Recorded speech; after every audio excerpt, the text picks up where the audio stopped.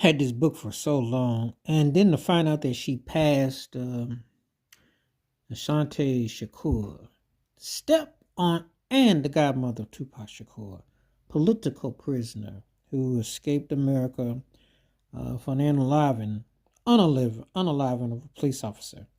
But she was exiled in Cuba, and she was a political prisoner. They were making an example out of her. And she had an incredible story. Cuba took her in, and she found a home and an identity. And the thing about it is that when you understand the story and everything that was going on, it makes all the logical sense in the world. It's one of those situations that it's so important that you get context. And, no one condones anything of harm of anyone. However, she was being set up, and it was deeply a pretty strong situation. I remember reading this book a long time ago, and I still have it, and just it's just such a powerful read on a powerful woman. And to understand the institutionalized systematic racism in America, etc., you read her book, you read her story, and she served in the military, etc. But you never had a sense of freedom.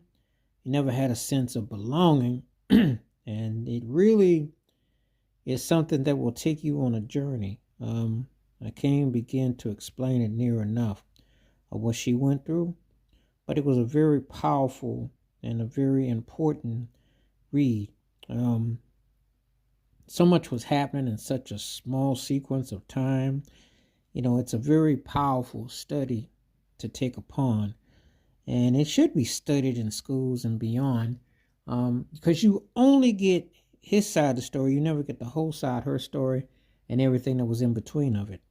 But what a very courageous, strong soul she was, because when you read Assata's book, you'll understand the struggle, the journey, and also the battle for what was going on.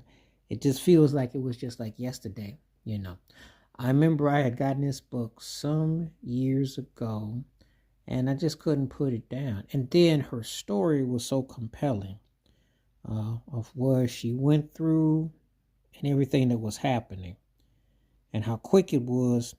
And so many people who was associated with the Black Panther Party were set up, or it was a